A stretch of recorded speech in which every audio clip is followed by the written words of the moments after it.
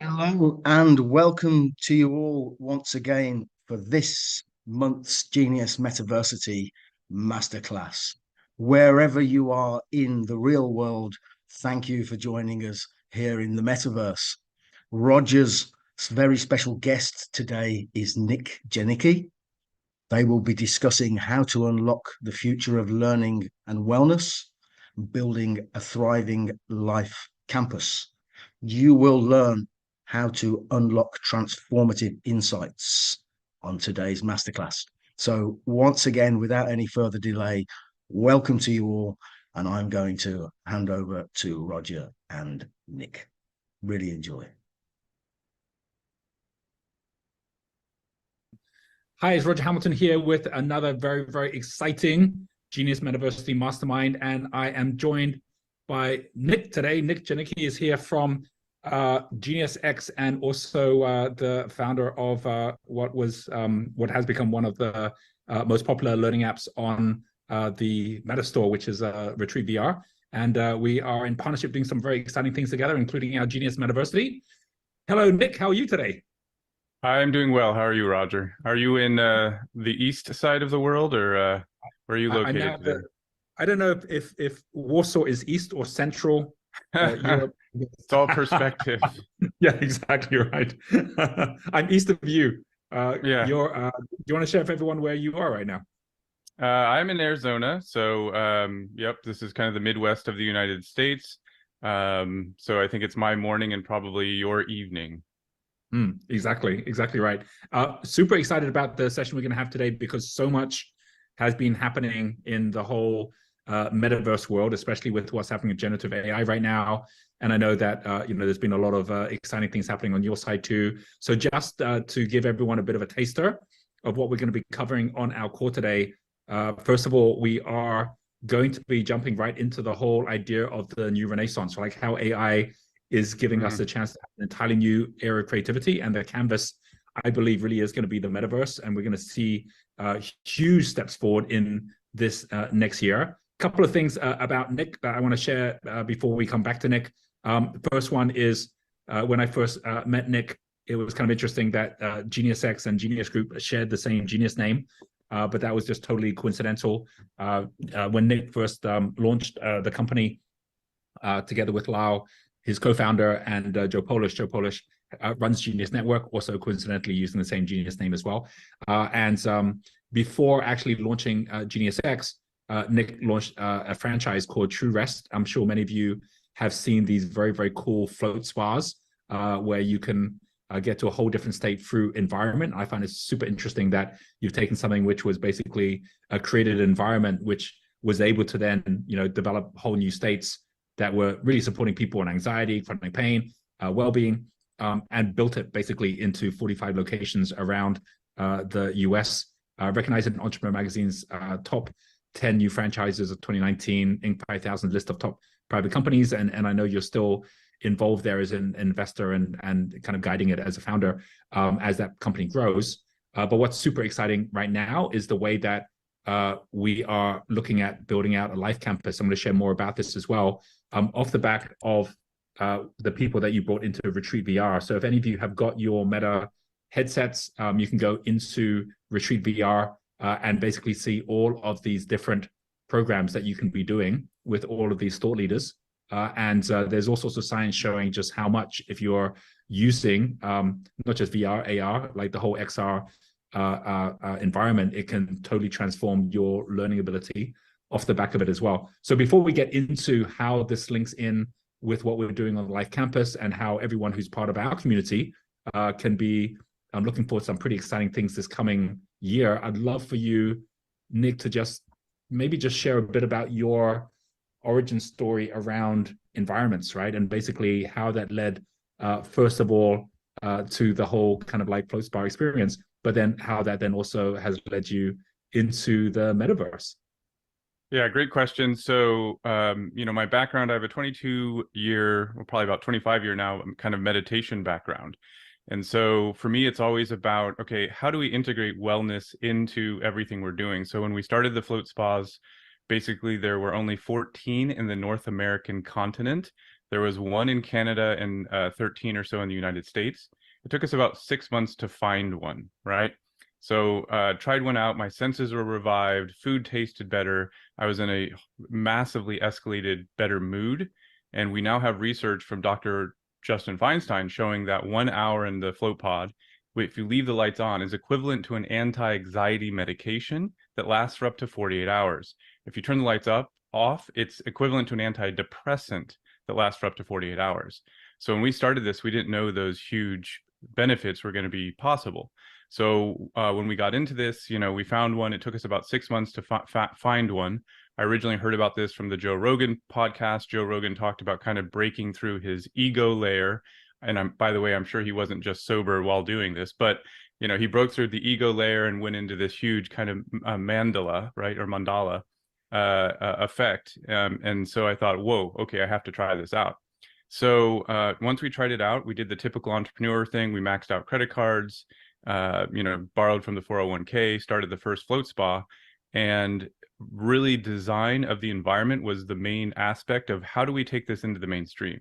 So how do we remove this negative stigma that floating has? It was kind of had the stigma of kind of the 70s drug culture. John C. Lilly was friends with Timothy Leary, right? And it was sort of part of that kind of like hippie culture. So we wanted something that was like, okay, how do we design this? So when we designed the spas, we basically set and setting from the standpoint of the moment you walk in the store, the lighting changes, you're relaxed, you go into kind of a video room to decompress, you then learn about the experience, you go float, you come back out. When you come out, we have something called an oasis room where you're actually journaling and making pictures and then reading and sharing what other community members have experienced. So for me, it was really about, okay, how do we build that community? So to your point, when we started Genius X, just three and a half years ago with Joe Polish and Lyle Maxon, we said, okay, how do we start a technology company in education that really focuses on the immersive learning aspect of what can we do in this new VR AR setting, because it was pretty much brand new at that time. So to your point, we did get a grant from Meta's Immersive Learning Fund, and we got a pretty substantial grant to launch this product Retreat. And we were able to work with 15 of the world's top educators, put their courses in VR, and just say, okay, how can this be different? We don't want this to just be a talking head. How do we create a narrative? How do we gamify it? Not everyone loves the word gamification, so I like to just call it educational feedback sometimes. And from there, we were just off to the races, and now we're really kind of going, okay, now how do we kind of have the same mindset of, okay, it starts with sort of experiential learning. So for us, there's these 5 pillars, which we can go into, but we'll stop there for a second. Then we can, deep dive the actual creation process. Yeah, that's super interesting. This whole idea of experiential learning, right? Like, obviously, you did it with flow spas. We've done it with our resorts, where when people come out to Bali or they go on a South African game drive, it's a whole different experience from sitting in a room somewhere or just looking at a laptop, right? And so many people kind of forget this or miss this. I like saying that the biggest myth is that humans are creatures of habit, right? Because it's not actually habit, it's environment, right? We're creatures of environment. If you think someone has a habit of speaking loud, see what happens when you walk into a library. Everyone just starts speaking softer, right? Or what happens if people aren't even feeling like dancing, they go into a nightclub, they dance, right? And so there's different environments that the moment you go in those environments, you straight away get, connected to a particular energy. And you dance very poorly in my case, Roger. Go ahead. Yeah, same actually.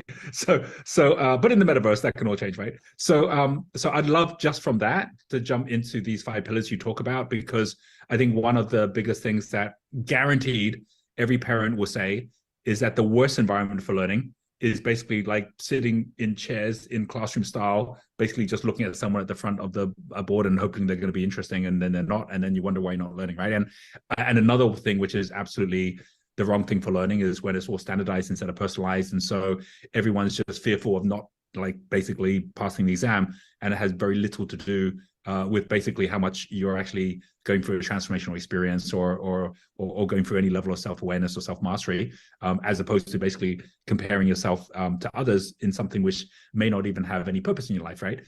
So I'd love for you to just go through experiential learning and what you've learned in terms of the key pillars, especially because a lot of the people in our community, they're educators, right? So they're constantly looking for smarter ways to really build engagement as they're actually getting their teaching out as well. One of my favorite memes, which wasn't made by Maria Montessori, but it's a Montessori meme, is a picture of someone trying to teach a fish how to climb a tree, right? And so I think that's how I think of standardized education. And to your point, I think AI is going to be a huge equalizer in terms of both customizing and then directing education.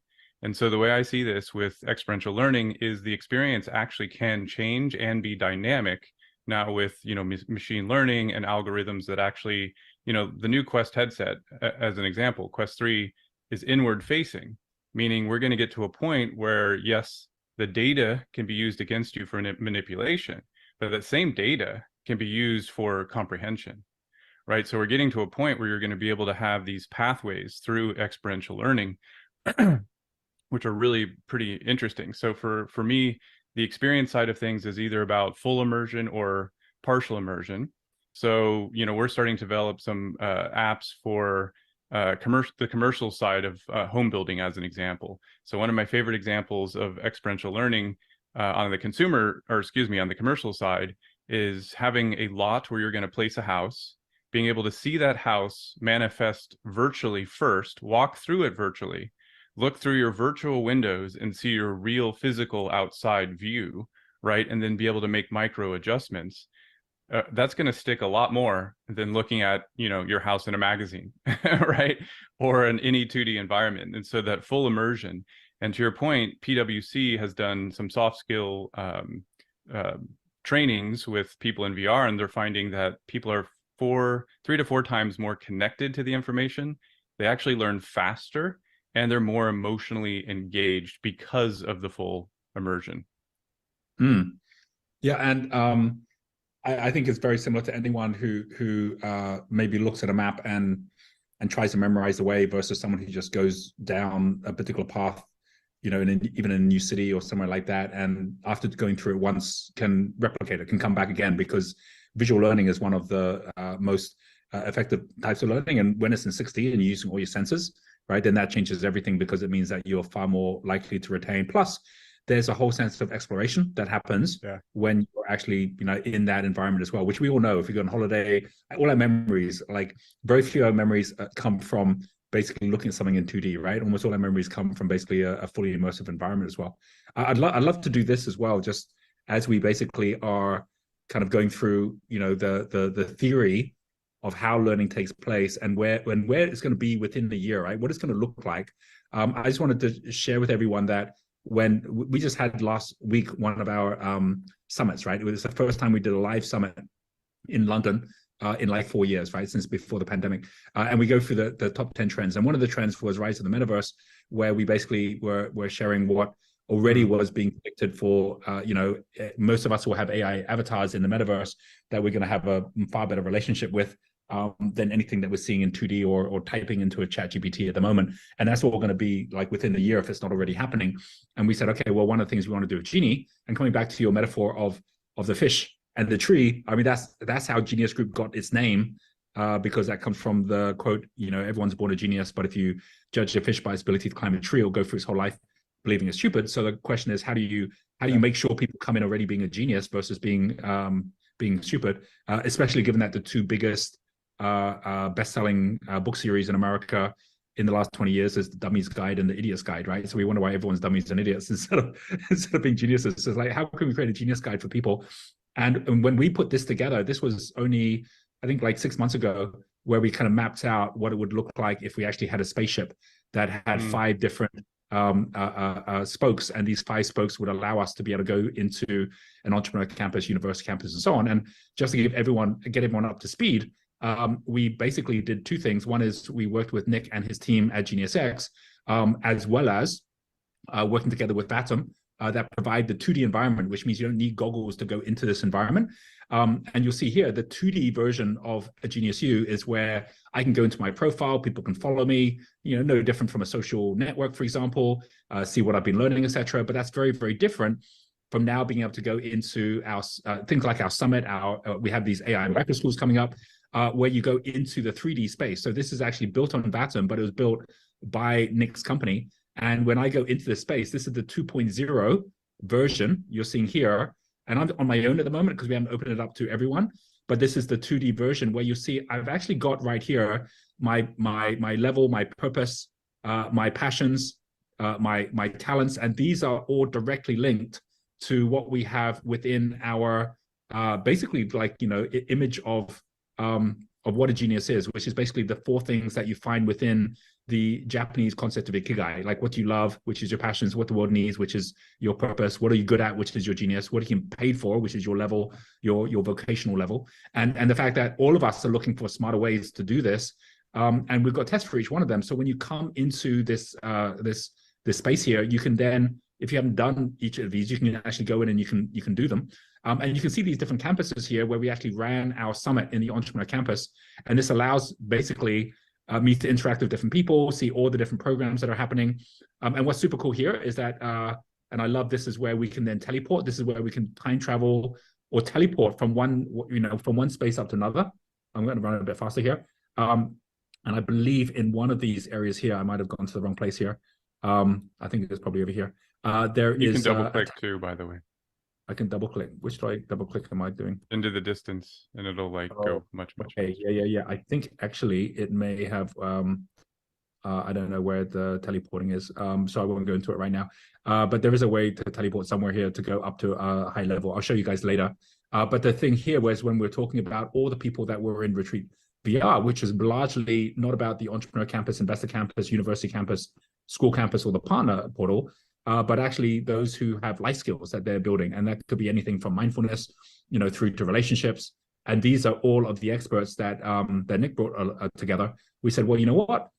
We should create another campus, a life campus, and actually give it 6 spokes, which is going to be our 3.0.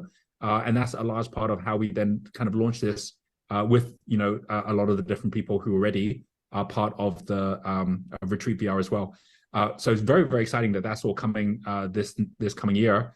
I'd love for you to share, just as you have, Nick, seen the early adoption part of like what happened with Meta, and now where it's coming, with like the Quest 3 and where also with Apple Vision Pro.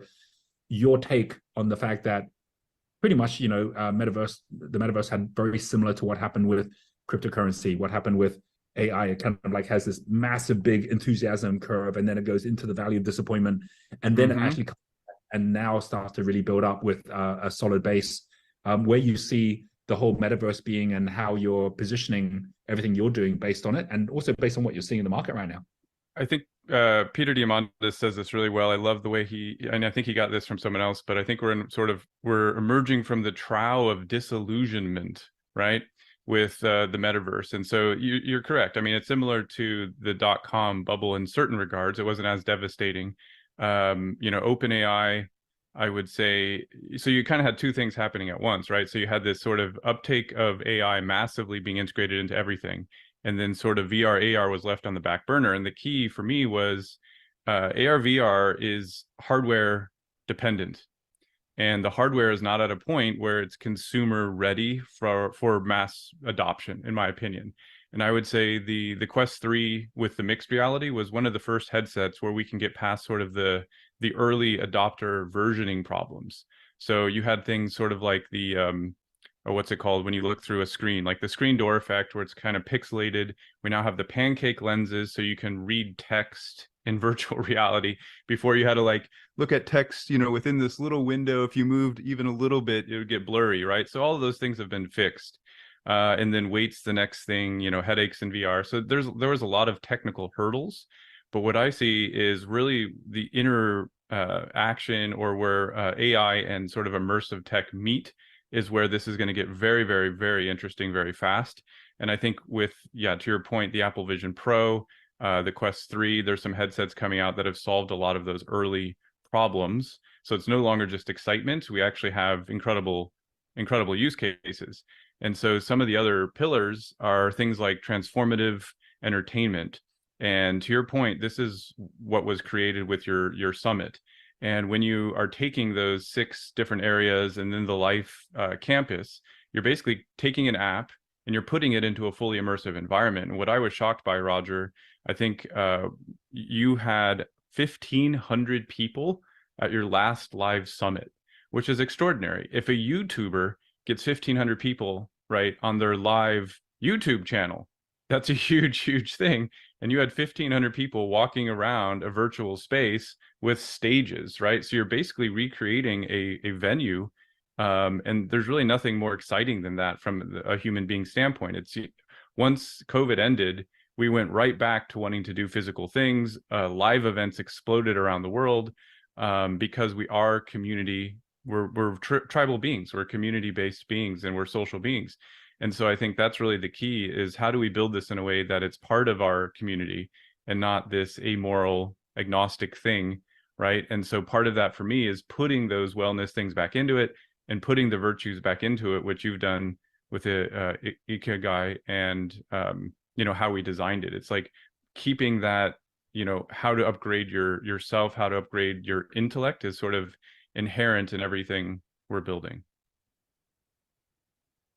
I think it's super exciting how often the early adopters, you see things go, okay, that sounds exciting, and then it's when you get the early majority coming and you see basically these bridges, right, between like even the fact that you could definitely see the biggest games in the world today, right, which is like Fortnite, Roblox, Minecraft. These are all freemium games where people can come in for free, and then they start paying for things that they go into. Or in the case of something like Roblox, you can build your own games, and then you're creating your own economy in there as well. And Roblox actually see themselves as an e-learning company, right, because it's as much about the learning as about the play. As each of these evolve and grow, they all have actually started in 2D, right? Like most people access it not on their headsets, even though you can now. They're actually accessing it in on a screen. But the fact that it's all actually designed as a 3D space using Unity or using one of the main engines. And what's super exciting now is how AI is linking into this as well. I want to go into, for everyone who's listening, the practical applications of how you can be using this even in 2D in terms of how you start thinking about experiential learning. But before we go into that, I want to get your take, Nick, on a few things that are happening very, very quickly at the moment, and also for everyone else to get a good sense of how quickly things are moving in terms of how AI is going to be impacting 3D spaces as well. So let me just take a very quick whistle-stop tour, where basically a lot of you already know that every single day I'm checking in on my AI Revolution link, right? And we provide this link to all of our members as well, where every single thing that all of the people linked in with AI, these are the people that are leading the field. They're sharing the latest things they're up to, the latest discoveries that are taking place, the latest use cases as well. And I always bookmark the most interesting ones that are out there. So as an example, today, right? Like this was 2 hours ago. This is now in Times Square. This is the actual Meta ad that you actually get when you're actually walking down in Times Square, and you can see basically like how it's totally interactive. It's just mind-blowing, right? And obviously this is them using perspective in 3D without even worrying about goggles or anything like that. And then there's also basically in terms of how we're actually seeing right now AR, like this is Dubai, right? And basically how they're now linking AR in with attractions and so on. This here is NVIDIA's latest that's just come out in terms of how they're actually creating what are called twin cities, where they've got the entire city also in 3D, and they're modeling everything from basically how they build out the city, how they actually improve on traffic, how they teach driverless cars in the 3D cities.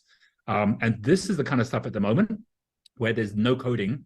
You're basically just taking different people's actions or movements, and straight away you're basically linking them all in, even in terms of avatars, where you're not going to need to do any coding of any sort, or even basically have to teach an avatar what to say. You can just say it and it mimics your face, and you can pretty much cover anything in any way. And even a lot of people aren't even aware of how quickly things are moving. So for example, Google Maps, they've actually now just this week taken their entire 3D view of everything, and now making it so that you can pretty much go into any city and you'll see the whole thing in 3D. So a lot of people are all excited about seeing GTA 6 come out, and the whole idea of like being able to see a replica of Miami. That was a $1.2 billion budget to create that, and the fact that AI is going to be able to do it so much faster and do it so much more high resolution and accurate, right, in terms of what it's doing as well. So all of these different things that are happening very, very, very fast, right? One of the biggest things that happened recently is the whole thing around AI influencers, and how just in this last week we've seen the ability, and by the way, this is from ByteDance, who are the same people that created TikTok, that they basically are now saying, hey, you could pretty much create your own avatars and they can be perfect dancers and all the rest of it without you having to do the dance yourself, right? So basically the future is all within AI influencers as well. Now think about that all in 3D. Think about that in terms of like creating spaces where, when we were in Athens recently, and I was saying to Eva, wouldn't it be great that we could basically just go back to when the Acropolis was exactly the way that it was when it was first built, right? And we were sitting in a spot where there was a very good chance that, like, Aristotle and Plato had walked by, and it's like, wouldn't it be great if we just go back and interact with them? All of this is very possible now, right? Especially because the biggest cost before, and that was one of the biggest issues with what you were building, is you got to hire a lot of the right kind of 3D world designers that are actually able to build all of this. But if generative AI can make it happen so much faster and then populate it with whatever avatars you need that can speak in real time about whatever you're interested in, the world becomes a very, very different place. So I'd love for you to just, share a bit about, number one, did you expect things to move as quickly as they're moving in 2023? And number two, how are you gearing up based on how fast things are accelerating to how you're thinking about the part of the metaverse that you guys are looking at building? Yeah, so great question. I would say what excites us is we've kind of pivoted from just building our own apps into actually being a custom development studio. So right now we have clients. One of my favorite use cases, we just got off the phone with them the other day, is a bus tour in Washington, D.C., where they're actually creating augmented historical events. So you'll go to a physical location, say Bunker Hill. You'll put on a Quest 3 and you'll see the Bunker Hill scene played out, and then you actually can walk up to, say a 4-star general, hand them a piece of paper. So you're no longer an observer in these historical events. You're the one triggering the actual scene to play out, right? So to your point, this is where it gets very, very interesting and extraordinarily gamified and immersive, right? And so I think that's where we're looking to gear up, is saying, okay, we're basically developing these development pods to actually be able to go do these different things. So as we're talking to companies, 3 years ago, our tagline was "Your world, your vision, our code." We didn't have anybody that had a vision or a world, so we had to build our own. And now everyone's coming to us with their own vision and their own world, and we're going, great, we're ready, we're geared up, let's do it. So yeah, it's an exciting time, and I think that's really what to think through, right? So when I look at everything you're doing with Genius Group and Genius University in particular, you're well ahead of the curve in terms of understanding where all of this is going to go, and you're taking basically what would have been a 2D app, and you're making a entire campus out of that app that can now host students.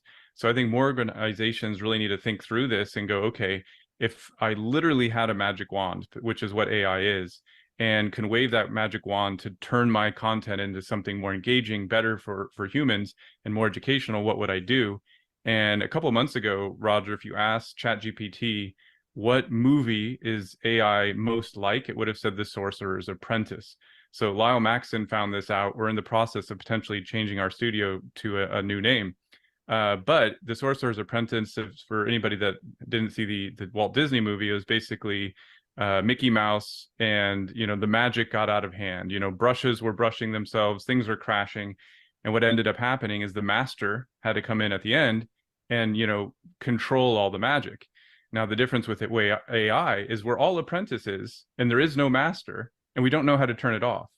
And so this is the analogy sort of AI gave in terms of where we're at with all of this. So we're all playing with magic, but we don't necessarily know what the full extent of it is yet. It's exciting and it's scary at the same time, right? Because of where it's going. But I think if we go back to what was happening 10 years ago with the launch of the mobile web, or 25 years ago with the launch of the web itself, in each case, those first movers who got involved and actually started using these tools were always the ones that ended up the most successful, right? Because people will always gravitate to what makes sense. And that's obviously what both you and I are very interested in, is being that platform, right, that can grow all of this as well. I'd love to go deeper into what it means to be learning in an immersive way, right? Like, what is it to actually have experience-led and environment-led education? And what I'd like to do is basically just take a few minutes to walk through what we shared, at our summit for those who missed it, and something that for all of our Metaversity members is going to be a very, very important part of this next year. And that is basically kind of linking the idea of what people have been calling gamification, but frankly is all about immersive learning. And frankly also is about how most of us learn if we didn't have to sit in a classroom or weren't forced to learn a particular way. And there are 8 different aspects of this. This is Yu-Kai Chow's system. And what is super interesting about it is it fits exactly the work dynamic square in terms of the different frequencies. So you'll see that in here, the way that Yu-Kai talks about it. And we're very excited that we're going to be getting Yu-Kai on as one of our speakers as well, because his depth of knowledge of what actually engages us to really make that difference in the way that we're thinking, what actually triggers the different things in our mind, like our dopamine, right? Or like, the other kind of key aspects like our adrenaline, like the things that actually really make us get, connected up with each other, like our oxytocin. Like these are all the different elements, which actually is what like drives our human behavior, right? And what's super interesting about this is that when he starts, he always talks about like the Dynamo Energy here, which is epic meaning and calling. So just like you're talking about Sorcerer's Apprentice, it's like if there isn't a story behind it, and I think this is part of the challenge of some of the early Metaverse platforms. Like, so I was watching Decentraland. The Sandbox was another one where there was no actual storyline, right? Like, why am I coming in? What's the reason? Like, who am I going here to conquer? What am I here to learn? So basically making sure that you've got that storyline in some path. Going from the epic meaning, this is more the mechanic side, which is development accomplishment. What are the step-by-steps that make that happen? Empowerment of creativity, which is more the star side. What is the way that I can add my own creativity or give feedback to actually be interacting with the journey, which is very difficult if you're sitting with a textbook and an exam paper, but very easy if you're in a game. Ownership, possession, to what extent am I actually adding things in? Like, Fortnite saw that one of the easiest way to make money was to build skins and to actually have dance moves and all sorts of other things that you could be doing that you actually are paying extra money for. And that's where basically people's self-expression really is a big part once they actually feel that they've got ownership of a community and the right people on board. Social influence relatedness, this is where you have leaderboards. This is where you have basically the fact that you can get recognized in different ways. And what's very interesting about these first ones is that they're all linked to what Yu-Kai calls white hat, right? They're all things that basically make you a better person. Whereas the ones further down, they can drive you towards those things as long as you're doing something to make you a better person. But if you're not, they can drive you into addiction, or they can drive you into basically doing things that later on you're thinking, well, that was a waste of my time because it never really achieved anything. Scarcity and patience is a huge part of it, which we see. But this can go both ways. So for example, something like Burning Man, which, it's there for 10 days and then it's gone. There's a scarcity to it, which actually makes people live in the moment. The same thing is Fortnite, where the actual island on Fortnite is only there for a limited time. Everyone knows it's going to get destroyed and a new island is going to appear. And super exciting that we're doing the same thing with our Metaversity, which is a spaceship, which every 3 months is going to disappear and then come back as an improved spaceship in some other location. Maybe it's going to be on the moon, maybe it's going to be Mars, maybe it's going to be underwater. But the fact that we can actually have it show up anywhere for 3 months and people can then be part of that moment in time before it then disappears and shows up again. That's a really, really important part of it. Unpredictability, curiosity, I think that's where AI is going to have a big part. Loss and avoidance, which is basically how not to lose, or the whole FOMO energy. This is super, super interesting in terms of how it directly links in with the same thing we say, which is that wealth dynamics is the brain, where you got the left brain, right brain, introvert, extrovert. Then you've also got the frontal lobe and the temporal lobe, which is the front and back of the brain for the visual cortex and the sensory cortex, right? And what's so powerful about this, once you start building it out, this is the white hat, black hat. We'll drop this link in for everyone as well. But what's super interesting about this is how this is not just about gamification, it's also about how you then link that into experience. So one of the speakers that we had more recently was Marissa Murgatroyd. Murray, her her husband, basically put this together, which is the experience formula. And this has a lot of similarity to how you've built out Retreat VR, is how we've built out Genius Metaversity. It starts with mission. If you don't have a big mission, just like we said with the Octalysis, then it's not going to work, right? And what's great, I love about what Marissa has put together is that she can say not only what is the experience formula, but what was the anti-experience formula. So the opposite of a mission is you got too many masters, like there's too many different actions you're trying to be taking. There's too many different objectives. It's like, well, I don't even get why I'm here, which is actually what happens when we go to school, by the way. But if you start with the mission, which is what you want to achieve, what your future self is, what is that future self? What is the end point of what you're going to create? And what's the snapshot of what it looks like at the end versus just getting into how-tos without knowing why you're learning this stuff. Like this is pretty much the education system as it is today, right? Each one of these. Whereas on this side here, once you have your picture of where you're going to go, you're part of the hero's journey. And then you're getting the bird's eye view of the whole steps. And then you're getting constant wins along the way. And then all these other aspects, peak emotion experiences, I'm not going to go through all of them right now, but they actually directly link in with these different aspects of the Octalysis, right? In a particular order, which is very, very exciting. And what we're doing is we're designing out all of the different programs that we're running. So for example, when we run the, the AI Masterclass, which I know many of you have booked up for, if you haven't yet, there are links on the slide here, which show you not just the Octalysis, but the world game that we're playing, the way that we're doing it in terms of getting to our 10 million geniuses in 2024 and 100 million by 2030. That's our goal. And then basically the AI Masterclasses are for different micro schools happening in, this one starts in January, how we're using generative AI into ads, pages, emails, etc. So this is a 2D. It then goes into AI Avatar in the second quarter, AI Influencer third quarter. Then the AI Metaversity is everything we're talking about here. I believe that by this time next year, we're going to be in such a different world. And at that point, when we're getting people to use AI to build out your own communities online, your own 3D avatars, your own virtual classroom, this is all part of that. And each one of these, which we basically have, any one of you can come join very easy. There's a QR code, so you can link to it as well. But what's super exciting about this is as you're going through each, you know what the outcome is you're going forward. There's a competition behind it. There's a leaderboard. There's a way to know that you're making an impact as well as income with the money that gets contributed. And all of this basically is all directly linked to the idea of an experienced economy where everyone is learning together versus basically learning apart, right? Which is what is the most exciting part to all of this as well. This is so much more than just creating a 3D space, right? This is about using that experience to actually take someone on a journey. And that kind of brings me right back to this slide here, which is a slide which shows here is this one, which is from the day one. It's a slide which basically shows the hero's journey from Joseph Campbell, right? Which basically always starts with a call, which is basically, from the ordinary world, okay, here's an adventure I can go on.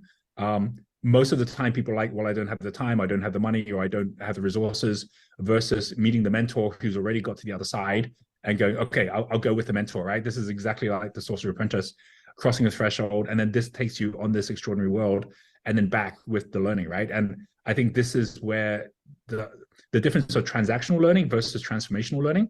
All transactional learning is going to free, right? All content is going to free, but the actual experience is what people are then willing to pay for. And that's where education is going. It's effectively going into the world of entertainment and into the world of hospitality, like looking after people as if they're the most important person, which somehow got lost in the entire education field as well. So I'd love for you. Well, I have a question for you, Roger, because you're hitting something really important, and you've talked about other platforms which essentially had no guidance, right? You're dropped in the middle of a metaverse with infinite possibilities. And what is the quest? What is your mission? So I would love to hear kind of your vision of how do you take the existing Summit 2.0 and the space we created, which was based on kind of Leonardo da Vinci's inventions, which is kind of fun. And how do you in your mind turn that quarterly into something that now is a quest-based or mission-based space? So rather than just coming in for the events of the summit or taking assessments, how do you integrate that into the space? And I do think the space is a good first step, but then gamify the entire experience so you can go on a hero's journey. So if you're logging in outside of the summit, and you're maybe the only person there, it's still an engaging experience where you're driven to do something. And I know you have a vision for that. Yeah, absolutely. Like, I think this is where it's become super clear to us, the way we can create a map, but also give someone a compass. Like, how do you do both at the same time so someone doesn't get lost, right? And just to share because I haven't gone through all this in detail, but we just had some sessions with Jason, our head of product. And you know, Jason, he's like built $3 billion products. You can see here, we've actually just revamped the whole homepage of Genius U. And as an example, someone can come to this, you know, and see basically, okay, like if I want to discover my genius, if I wanted to get started, I'll click here. But the first thing they get, which is what kind of entrepreneur are you? Take the 1-minute entrepreneur quiz. And then it says instantly earn 5,000 Genius gems worth $50, right? So at this point, you might, okay, well, that sounds interesting. And I want to find out who I am. And so you click and you get started. And as you go through this, you're going through basically the first step on what we're calling a journey, right? Like a journey should be like a quest. It's basically where it goes very specific steps. And what you'll see here, for example, is in the 2D version, we've got the whole freemium side where everyone can just do things for free. But at some point, it will lead into the premium side for people that want to accelerate their journey or get an experience of a different level. And the way that it works is that we're mapping out a journey builder. So the way a journey builder works is any one of our partners can actually build steps in the journey. They can basically, you know, deliver gems at every one of these steps. And what this will mean is that what I just showed you was when someone was taking the Genius test, which was the first step, they didn't even know what the journey was. They were just taking the first step, like call to adventure, right? They take Genius test, but at the end of taking the test, it then says, hey, congratulations, you got 5,000 gems. Would you like to take the next step, which is discovering more about your genius? You're a Dynamo genius, which means you're great at starting things. It means you're probably having a difficult time holding onto a team. There's some easy solutions for that. It's like, yes, I want to take that next step. So I took that next step. It's like, well, in this step, you're going to learn about your genius by watching this video. And you're also going to get 2,000 gems off the back of it. We'll ask you 3 questions at the end to see if you really got what this is about. Someone goes, okay, I'm going to do that. And so they do that to get the 2,000 gems. But at this point, it then instead of just says, hey, guess what? The next step is you're going to meet your genie. And your genie then is going to like be on this trip with you. And there's another 7 steps, which are going to give you a total of 20,000 gems. And it's going to allow you to actually see exactly how to use your genius. So someone can go down the next step. But at this point, something also pops up to say, hey, congratulations, you just unlocked the Wealth Dynamics journey. If you'd like to basically start this journey now or have it in your wallet, then you can just click. And so I might click on that and it says, hey, Wealth Dynamics journey unlocked, start here anytime. I might keep on going down this path. But if I'm like, well, this is interesting, what is Wealth Dynamics? And it says, this is going to show you which of your 8 paths you have. It's one of our premium journeys, right? Which means it costs $100. But because you already have 5,000 gems, you could either basically top up and buy now, or you can continue on your journey. And once you have enough, we'll remind you again. And of course, if someone goes down here, they're now down a whole different pathway, right? If they go to the next step, we know they're serious enough about our platform, meeting your genie, that the genie says, by the way, now that you're here, would you like to unlock the Welcome to Genius U journey? Because this will guide you through how to use Genius U. And so if someone knows they've got that journey, they know they can earn another 20,000 gems, but at the same time, they can come back to it at any time and they'll be reminded. So very similar to how Duolingo will take you on a pathway, take you down different steps. And if you continue down this one, now you're joining the campus, now you're mastering your genius, now you're choosing your path. When you're choosing your path, this one here is saying, do you want to continue on the free track where you can continue to be learning other things here, like, for example, your passions, your purpose? Or do you want to take the fast track, right? And the fast track is where, while there's a price to it, it's the equivalent of Amazon Prime, right? It's like where you actually are going to get a whole bunch of new benefits. And if you want to go down that path, then basically click to unlock and we'll take you on the next step. Or you want to go VIP track where the next step is actually unlock it and have a call with us, right? And everything we're designing is now being designed by journeys. And you can imagine all of this actually showing up as well, so that when I'm in my 3D space, right, and I'm basically wandering around. At the moment, we haven't yet set it up so that you can see the next step in your mission, right, and which missions you want to follow. But very, very easily, very quickly, we can plug that in, which we'd love to do on the next step, so that when I go into where I'm at, and I can already see basically on here, this. What's great about the whole, Vatum environment, is it allows me to actually see things in different views, and it also allows me, to see my wallet and what the information is. So this can very easily be following my steps in the mission. And every time I go to the next step, it will unlock a space, or it will basically give me additional gems that I can then use within the space as well. So that's how we're looking at it, is that people can come in, they can wander around, or they can take different missions and they can unlock missions as they go. And that is very exciting, because even when we have different levels of the metaverse, people look up and go, hey, I want to go to that VIP space. How do I get there? It's like, oh, that's what I was going to say. It's like the VIP space that you lost your secret passcode to. So Roger can't find the passcode to get to the after hours space. So there's probably people hanging out there now kind of waving down at him or something. Yeah. Probably, right? Exactly. So this is actually very funny. But anyway, does that make sense? No, absolutely. And I think this is the key as people are getting into education. And I've always said, it's either going to be a gaming company or the education industry that disrupts education. And I think, Genius University and other companies that are doing similar things, it's bringing that sort of Fortnite mentality into the education industry, which is hugely disruptive. But, I've always said, if you could have a game as engaging as Fortnite for the education industry, you're going to have 12-year-olds that have a GED level education. So in my mind, that's sort of the ultimate goal, is how do we make this more fun, speed it up, fully disrupt education. Don't tell that to, the big education, but it's totally a doable thing that I think is going to happen in the next 5-10 years. And these are going to be multi-billion-dollar opportunities for entrepreneurs and or educators in the space. So it's very exciting, and we're very happy to be collaborating. It's very exciting. And what's very interesting is at the moment, Eric Pulley, who is obviously the CEO of Atom, he's having conversations with everyone from Google, where we had a conversation with the head of AI at Google, where they've got these different camps and they're bringing them into the metaverse, through to countries like Singapore, UAE, who basically are looking at how they can actually now embrace all of AI and the metaverse in a really super smart way, so they can bring on board different companies. And it's companies like Deloitte, others that are looking to bring people on board where they already are looking at how they can have their own space, but where that space doesn't need to be totally separate from what we have here. You can teleport into a space, or it can just be another level of the university, right? And I actually, while we were chatting, right, I did manage to unlock and see it's actually here by the welcome, which I should have known anyway. But here I can now basically see here, it actually says enter here to view our exclusive viewing area. So this is like a teleport where when I go in here, bing, it takes me right up above. And you can see now we're actually orbiting the Earth, right? So this is super cool, because it basically means that we're now able to look down on the entire spaceship down below. And anyone who knows Da Vinci will see that these are all from his Atlantica journal, including Renaissance Man. And you can see basically from above. So when this is full of not just all of the students and partners that are in here, but also all of the different AI genies, because everyone's going to have multiple AI genies. We're already working on, rather than just having a kind of a one type genie, we're going to have Einstein genie, Da Vinci genie, and pretty much all of the historical characters, Aristotle genie, and you can choose which ones you want to have consult you, or you can even have your own CEO or marketing head go in and be learning things themselves as genie as well. So super, super exciting to see in terms of where things are now leading.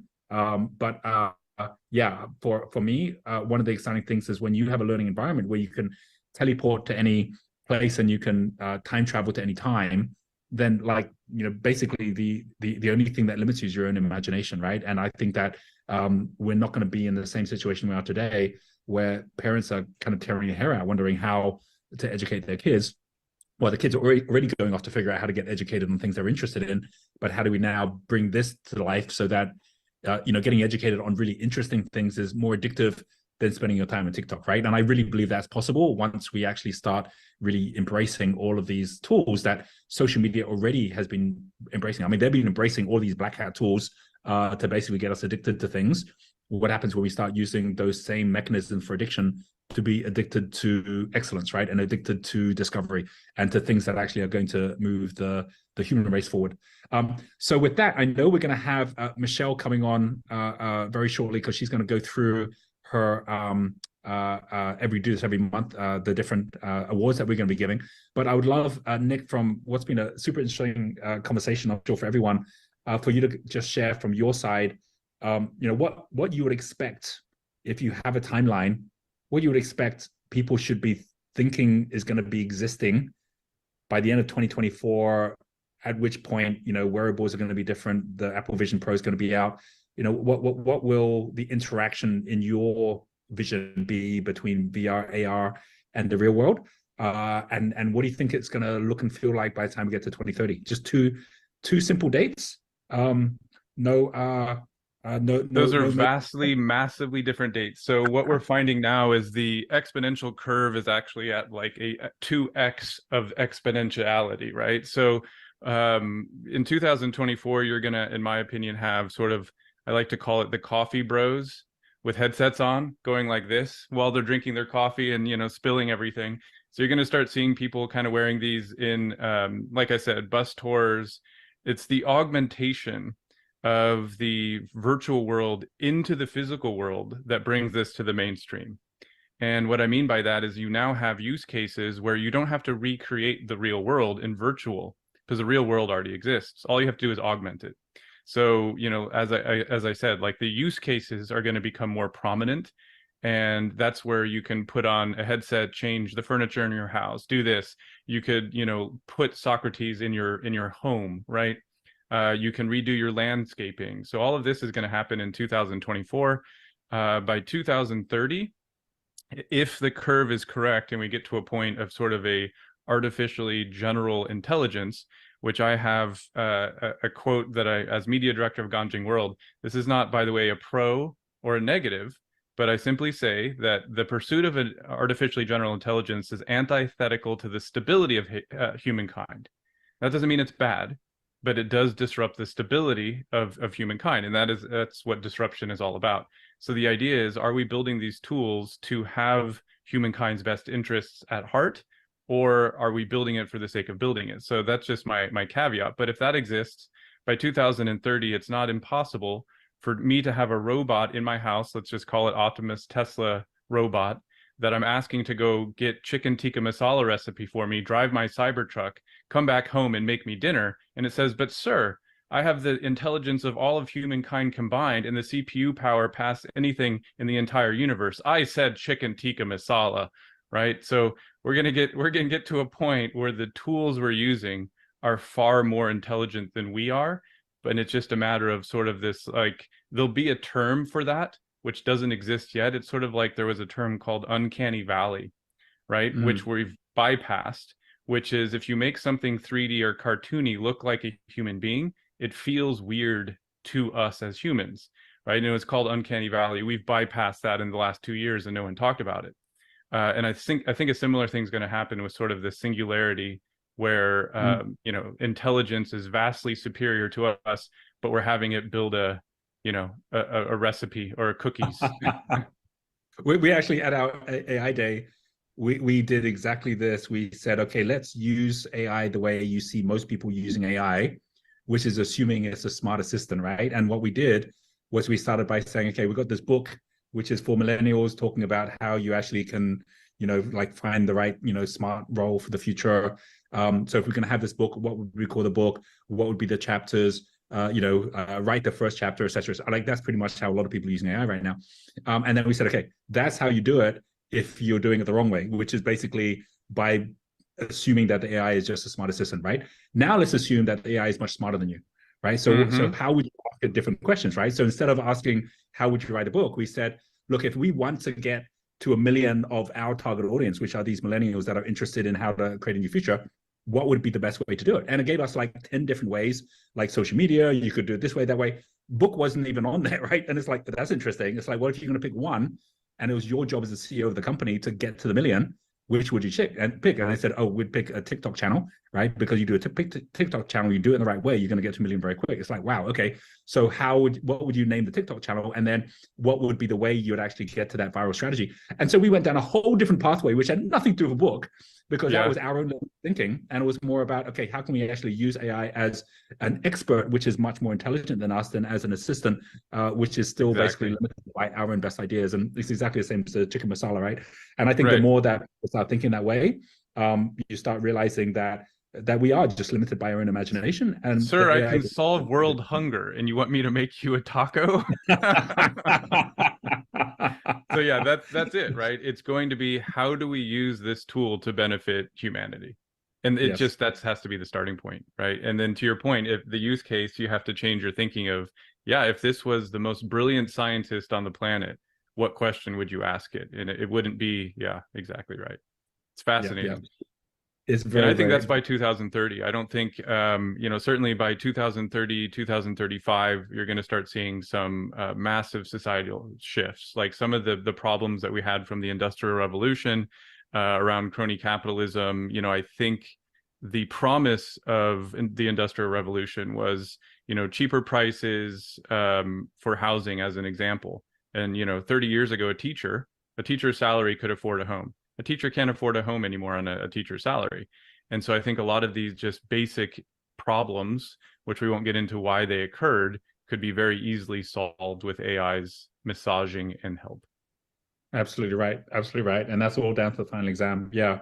This is like super, super great. And what I love, Nick, about working with you and the team you built together as well, is I think this is probably one of the biggest things as everyone who's thinking about partnership. Number one, don't try to do it yourself, because someone somewhere already has expertise in the millions of dollars and in the decades of experience invested into what they're already doing. So plug in with that. And number two, make sure you're doing it with people who are conscious enough to know that we're dealing with something very powerful that can be put to good use, right? And can be put into either very limited or even negative use as well.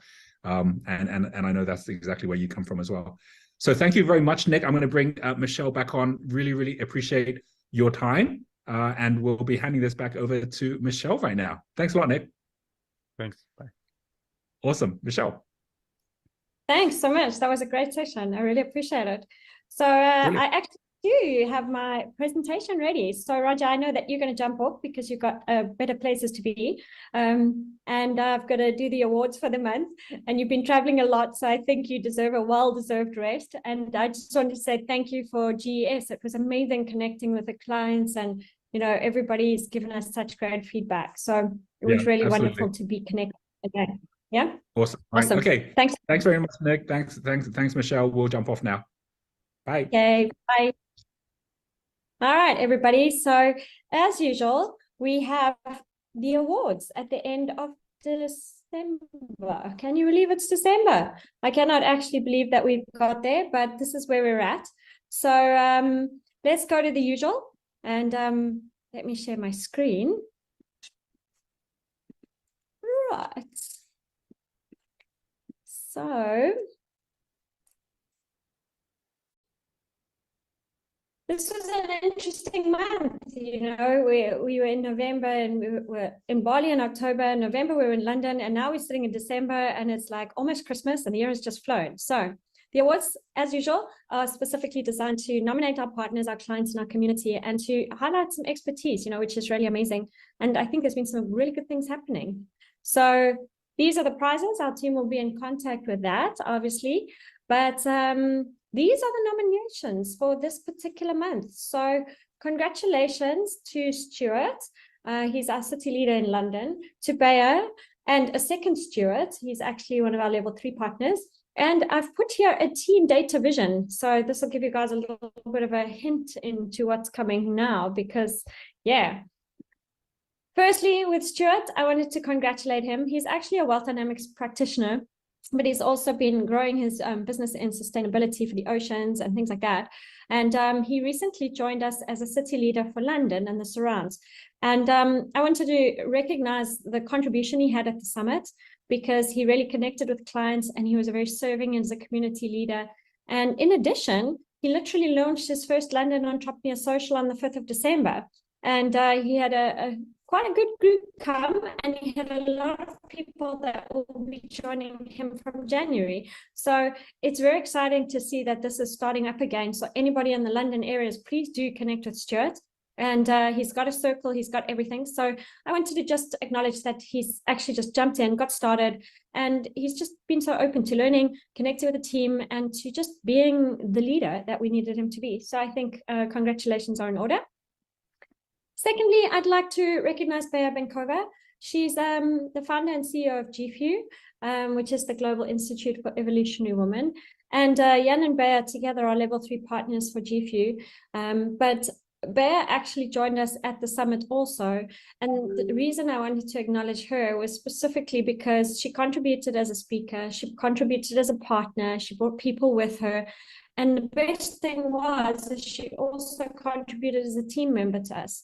So she had this absolute like blaze energy, connecting with our VIPs, supporting them, herding them into the different regions, and really networking. And so I just wanted to acknowledge that she really came out of her way and stepped up and joined us at the London event, which was really, really great.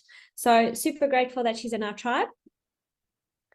Then Stuart Melody, he's the Fund Labs founder, and Stuart is one of our level 3 partners as well. Also came to the summit. And the reason I'm highlighting this is because, guys, you know, the live events are amazing, and that's where you actually get to see the magic of the people that you're in a community with. And one of the most amazing things is he had this video camera following him around all the time. He's been growing Fund Labs, which is really the way businesses raise their finances, because it's really not that difficult. And he's actually connected with all of our other partners and tribes in that space. And he really just, everything he's doing, and if you follow him on LinkedIn, you can see here he did a top 3 key learnings from the summit, and he actually posted out, and he was videoing all around. He would videoed in the entrance and he videoed outside. So this was amazing because it actually shows everybody that we live and what the amazing things that we're doing. So I wanted to acknowledge him for his commitment, his enthusiasm, and the way he's just stepped up to take over this particular niche. Now, this is the exciting one, right? I'm calling it Team Data Vision. So some of the guys on there are new to our community, so I didn't get their photos, right? But this was a data-driven AI solutions team. So we ran an AI workshop straight after the summit with about 30 of our clients, Crystal Circle clients, and some clients that decided to join in. And what we did is we split them up into teams, and they all got a name. And you can see these are the team names there. There was Fund Labs, there was the RR, there was Data Vision, there was Suraj AI, which is a Roger Suraj AI duplication. And there was also AI Zoda, or Yoda, I think it was Yoda. Anyway, creating spirit animals.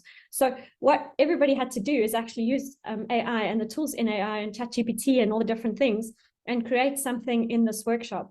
And within 2 hours, this team put together a data genie, right? I don't have a copy of it right now, but it was really, really cool. And they shared it, and they were really put something together that was the first time something like that's happened in such a short time. So I think this is a milestone for the way we're going forward with AI.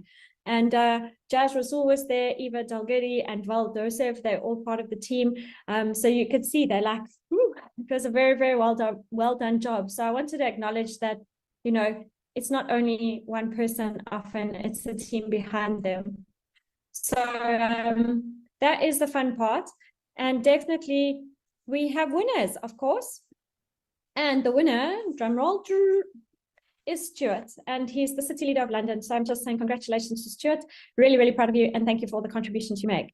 So in that space, I want to say thank you so much for contributing and being part of our tribe for this year. We've really enjoyed everything we're doing.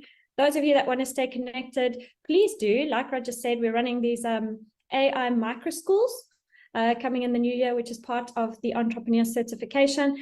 So if there's any confusion, reach out to the team. We're here to help you and get you started on your AI journey, because it's coming. It's coming.